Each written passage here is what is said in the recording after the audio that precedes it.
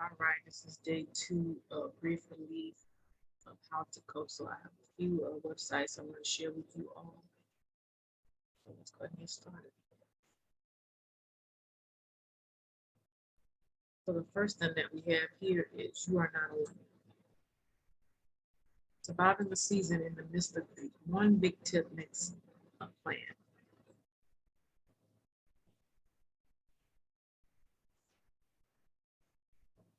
To mourn is to openly acknowledge our feelings and experience of grief.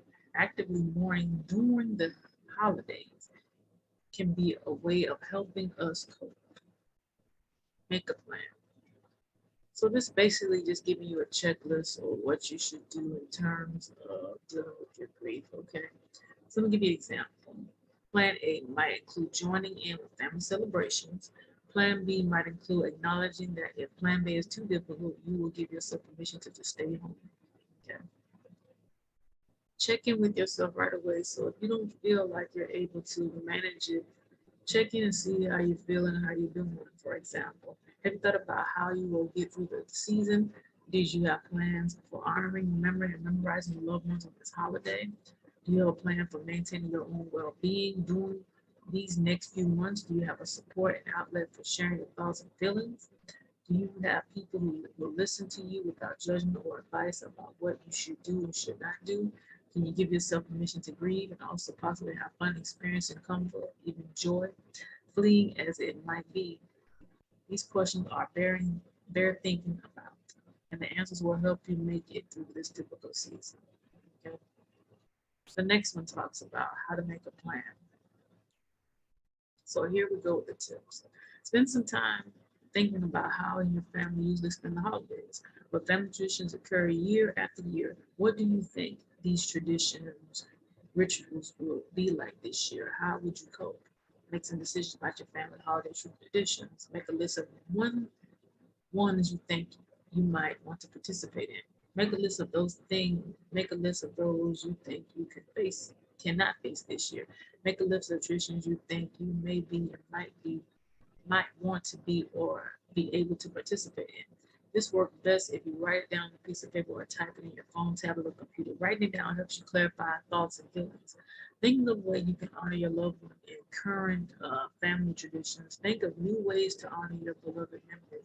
Describe whether you like to involve other family members. It is okay to include your loved ones. You might participate in acts of kindness in their memory, donating to charity in her name. Light a special candle at the family meal, place a picture of him in the place of the arm, volunteer over the holidays, giving small momentums to friends and family that remember them of her.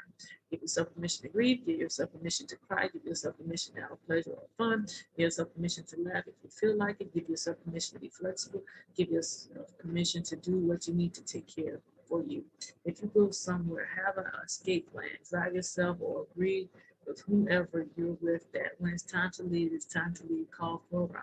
Identify your support system, let them know you may need extra help. Have a plan A, B, C, and D, and so on if you need them. Include self-care in your plan, massage, walk, relaxing bath, exercise, and sleep.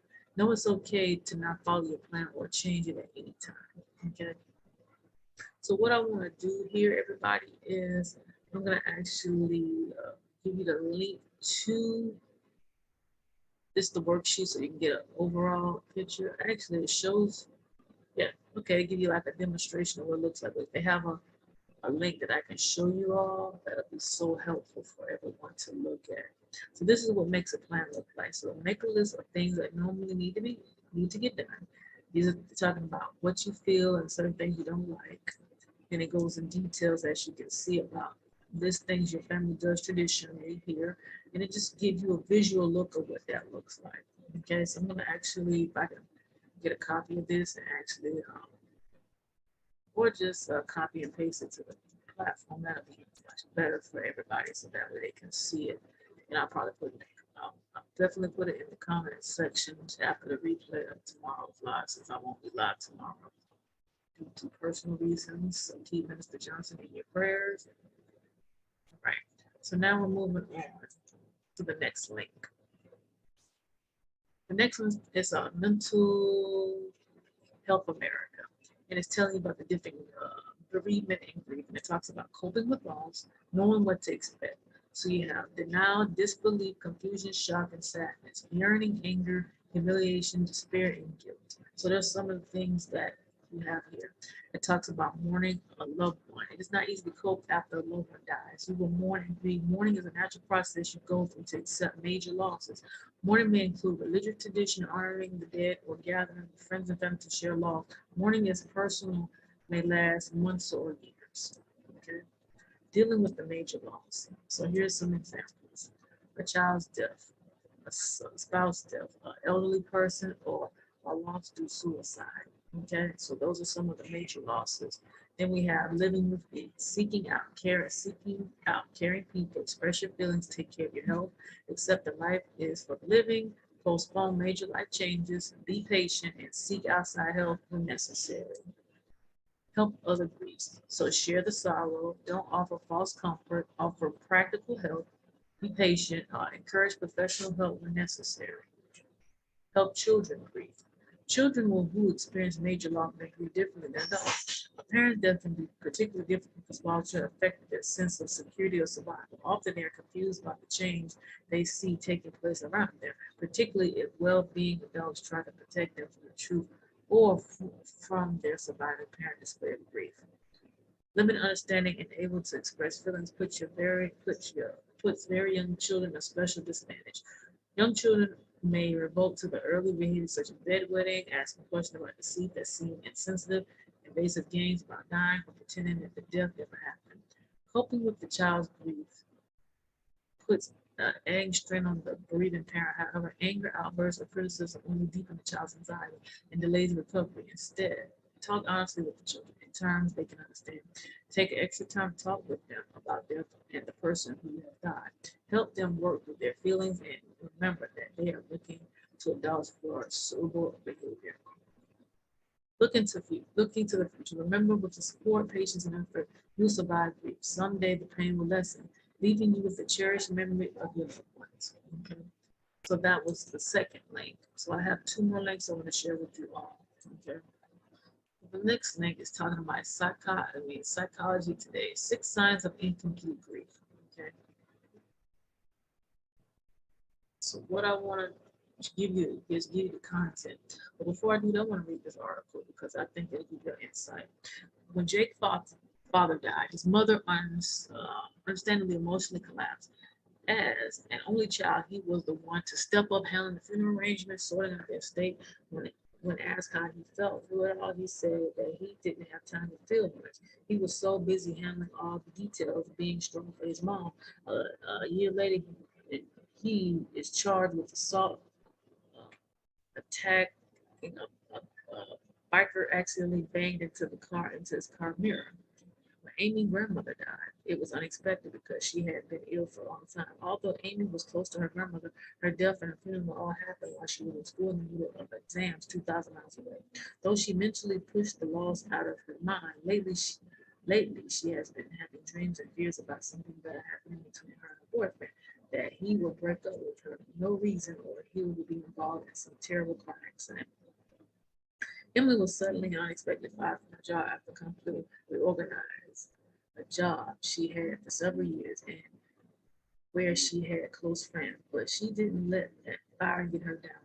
She hustled and within a couple of days found another. While the new job is not particularly stressful, she noticed that she has been binge eating, especially on the weekends. With any loss comes grief, natural process that is our human way of emotion healing. But all too often, this natural process gets stalled or sidetracked or pushed under the ground. Here are some common signs of incomplete grief: irritable and angry, continued obsessive or missing of the other, hyper alertness or fear of loss, behavior overreaction, addictive or self-harming behavior, anticipating numbness or low-grade depression, completing the grief process. The first one talks about get closure, move towards what you might be avoiding, behavior change your pattern, consider therapy, and while emotion painful, The natural grief process helps us heal. If you get stuck along the way for whatever reason, help yourself to complete the grief process. Okay. So that is what that looks like with the incomplete of grief. Many people didn't realize that, but that's something I want to share with you all. One last article, and I have something I want to mention after this. So, children, kids, teen depression, counseling, grief, or loss. So I'm going to just give you a few pointers with this one because it's pretty lengthy. Become more emotional and behavior challenges at home and school. Become defiant, irritable, or aggressive toward peers and siblings. Have difficulty concentrating in school or feeling motivated to do their schoolwork. Have increased emotional outbursts, worry, fears, separate, anxiety, or regressive behavior. Uh, Ask direct, openly ending questions like, how are you feeling about your grandparent death? A model example, a model expression, emotion expression. I am feeling sad about grandfather's death today. I wonder how you are feeling. This communication helps your child know that upset emotions can be tolerated. Encourage children to ask their questions about loss. Answer these questions with concrete language. He died versus he passed away will help manage a child's misconception about loss. Support a child's need to maintain connection to missing person, place, or pet by often seek of them. Empower children to choose how to honor the loss. Create a keepsake of the loved ones or remembering birthdays. Consider local grief support to help connect your child and peers with whom also experience loss. Enlist the help of mental health professionals to help treat belonging significant grief. Okay. So that kind of concludes this webinar about how to cope with this. What I want to mention to you also with grief, some people may have lost pets. And I found an app on the Google Play Store that has that's pet grief. So if you have had someone you know has that experienced that, let them know that there's a pet grief app that they can go to get that extra support because people have gotten so attached to their pets that they have grown a bond and a relationship with them. And I just felt like I needed to share that with you. All right, everybody. So you all have an amazing and a great afternoon, and I will see you all very soon.